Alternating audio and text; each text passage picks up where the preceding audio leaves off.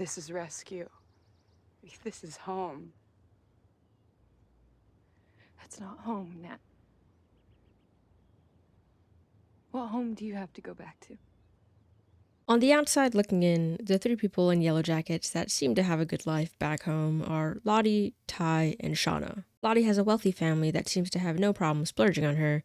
Shauna has early admissions to Brown, and from the little I saw of Tai's family in episode 1, she seems to have a pretty put together life. So why would these three specifically want to stay in the wilderness? Obviously, this happy-go-lucky life is not actually the case, because on the inside, all three of these characters have something that they are either hiding or being forced to hide. The only reason they wouldn't want to leave is that if they left, they would lose the freedom to be themselves without the shackles of society holding them back.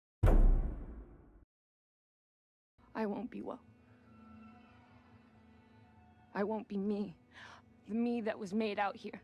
I feel like Lottie was the more obvious one when it comes to who wanted to stay. It was revealed in the first episode that she was on a medication called loxapine, which seems to be a knockoff of a real medication that is used to treat schizophrenia. Obviously, there is no such thing as a refill in the wilderness, so Lottie hasn't been on her medication for a while now. I'm going to say this right now, but I am most definitely no expert on schizophrenia or any other psychological condition, so I'm not going to sit here and make any assumptions about it. I do, however, want to talk about what we've seen of Lottie's home life in the little glimpses that we've got of it. In the flashback from the first season, Lottie's in the car with her parents, and she starts yelling when all of a sudden a car crash happens right in front of them. Her mom says that she's experiencing precognition, while her dad is on the side that she needs urgent medical treatment, which is probably where she got her medication from.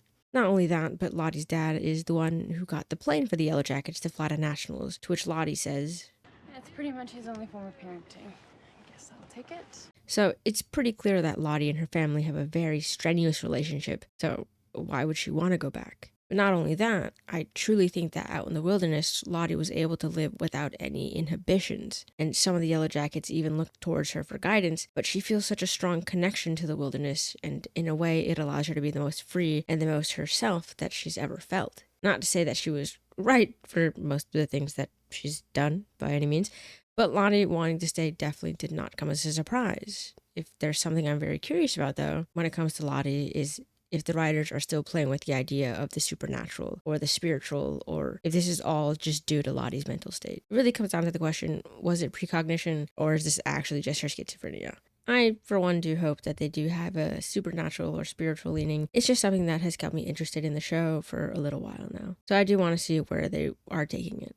Whatever the fuck Shauna and Lottie have been feeling, I've been feeling too since those two arrived. In the case of Tai, we can see that she is wary of the idea of going back, because then she would possibly have to be closeted again when it comes to her relationship with Van. But I really don't know how much of a factor that was, because in that same conversation that she was having with Van, she was extremely worried about everything that happened in the wilderness coming to light. So much so that other Tai decides to come out and play. I genuinely think that was Tai's main concern, and she was trying to convince Van to stay in the wilderness by bringing up the possibility that they wouldn't be able to be in a relationship anymore if they went back. Tai has always been the more analytical one of the group, and she knows that if what they did in the wilderness got out, then the world would most likely look down on them for it. I honestly don't know how truthful Tai and Shauna are when they say they don't know why they want to stay. Especially Tai, because there's a very clear draw for her to want to stay when it comes to cleaning up supposed loose ends. Like I said, other Tai, Arc Tai. Is there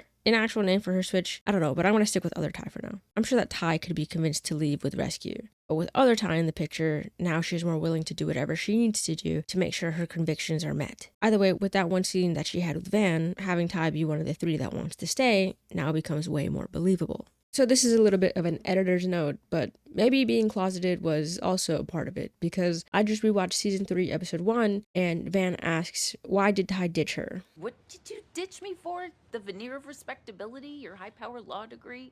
The irony, the tragic joke is that you ended up gay anyway and married to a woman you're still fucking married to. So maybe I got it all wrong, and Tai was really concerned about not being able to be with Van or be who she really was, and she was going to be stuck trying to live up to this idea of a perfect life. And just like Shauna and Lottie, Tai found that she was able to be the most free that she could be out in the wilderness.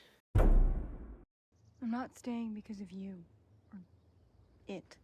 Now, where do I begin with Shauna? I mentioned at the beginning of this video that on the outside of it all, Shauna seemingly had a good life. Even the so-called reporter from season 1 said so herself. You were in a straight A's, early admission to Brown. Is this really how you thought your life was going to turn out?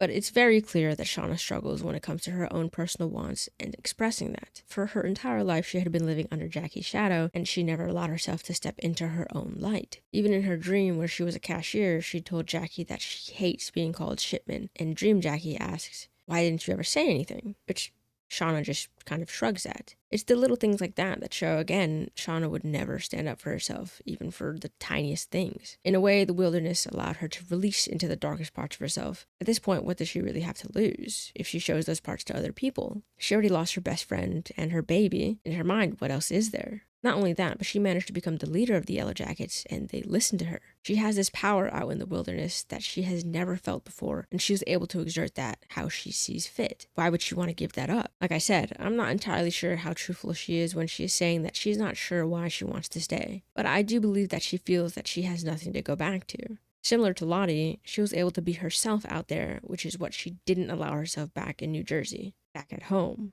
This isn't to say that Shauna has always had murderous tendencies or anything like that, but because of the way that she always repressed herself and her wants back when she was at home, in conjunction with all the trauma she faced out in the wilderness, this was a likely end result for her. So now Shauna feels this power within her, which she has never felt before, and I honestly don't think she wants to give that up. Whether she realizes that or not, at this point, I'm not entirely sure. 2 out of 3 of them, I believe, felt that they have true freedom/power out in the wilderness. While with Tai, her other side took over when thinking about the repercussions of their actions and the time in the wilderness and what would happen if that ever got out to the public. I'm curious to see where the show goes from here. Am I completely wrong with my takes and there's something else completely at play that I'm not taking into account? Let me know what you think. And if you feel like subscribing, I'd appreciate that too. Hopefully we get a season 4, because I want to end this show with answers, because there are still a lot of questions lingering in the air.